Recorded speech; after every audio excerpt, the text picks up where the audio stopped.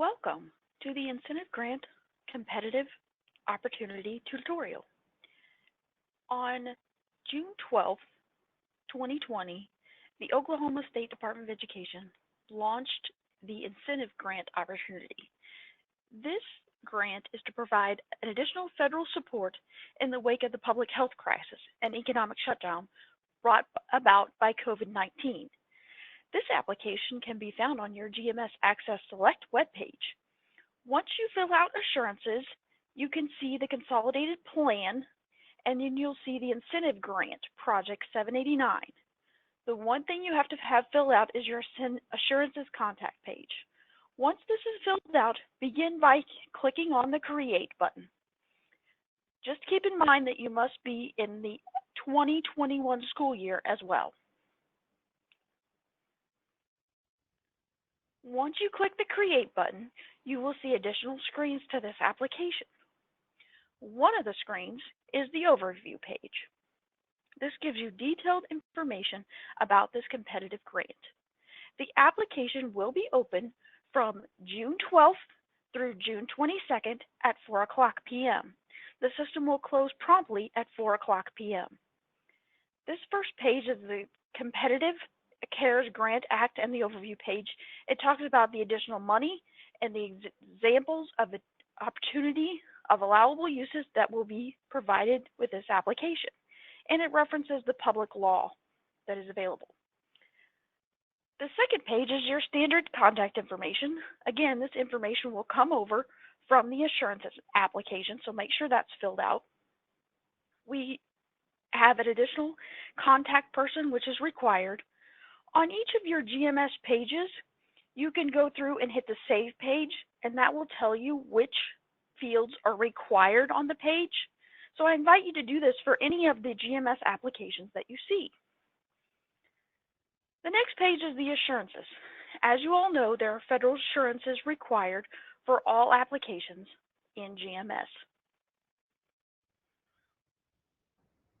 If you do not have a Save button down at the bottom, your user authority may not have the access to actually save the assurances.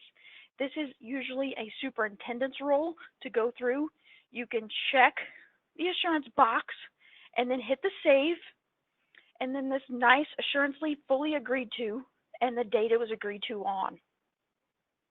The next page is the non-public page. As always, we need to consult with our non-public people to see if they would like some of these funds or see if they need any funds, specifically during the wake of the pandemic. The total public school student count and the total non-public low-income student counts will be used. So you've already had these enrollment numbers that you've done for FY21. They use the numbers for the October 19 enrollment counts. So please fill these in as appropriate. If you do not have any non-public, you can put in your total public and then leave non-public blank. Or put in a 0, please. Once this is done, your non-public consultation is a required form that must be filled out. So you need to go through and download the form and then upload the form based on who you consulted with during your piece. Next, you will decide on allowable uses, how you're going to use the funds. Only 5 allowable uses are available with this grant. Once you click the box, again, if you click the Save page at the very beginning, it says at least 1 allowable use is required. So once you click the box, you can fill out number of devices and total cost. This is just to see how many people are affected by this to help us decide on the competitive piece what needs to be done. Each allowable use has number of services and total cost. Providing mental health supports, number of students that will be affected, and total cost. Once you select allowable use, the explanation and the number of students or the total cost is required. So again, I invite you to press the Save button and it'll direct you on which pieces need to be filled in. The next portion is the narrative. We would like you to describe how COVID-19 has significantly impacted your district in these 3 areas. Since this is a competitive grant, points will be issued based on your response: health and mental health, economic and social factors, and academics. All of these pages are required to submit the application. The next page is intent and purpose. Again, intent and purpose is how you're going to use the money in each of the following areas. Each of those pieces is a required field that must be filled out in order to submit your application. The allocations page will not be used right now because we do not know how much your grant money you're going to be getting, so you can skip this right now. Once grants are awarded, the allocation amount will be filled in on the allocations page. Next, you need to do your budget. Indirect cost is not an option for this application, therefore it does not exist on the bottom of the budget page. If you go to Budget Summary, this tells you which function and object codes are available. We will be adding 5500 non-public to this list very soon. Next, you need to fill out your budget and an amount field to fill in.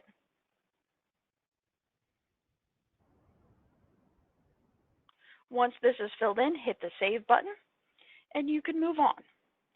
Depending on your budget total, this could be your allocation amount that you are awarded when we do the competitive grant.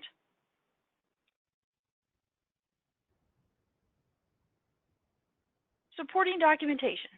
This is any documentation that you have that would help us, any receipts or anything that you plan on giving, maybe a contract with a vendor, or any uploaded piece that you think that will provide additional information to help with this grant. Next is the Submit page.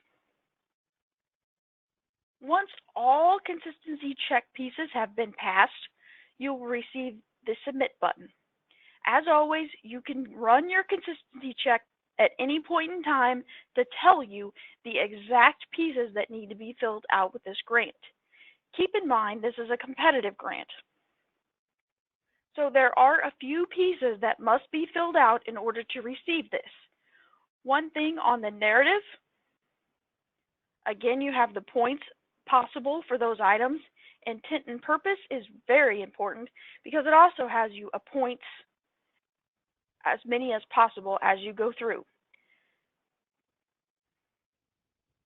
The next thing that you're going to see on the Submit page is the Submit button once your consistency check has passed. Again, please keep in mind that the application must be submitted by June 22nd at 4:00 p.m. If you have any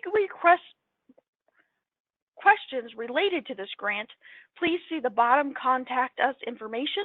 That will get you to Shelley Perkins at sdok.gov is her email address, and she can direct any questions that you might have. Thank you so much and have a great day.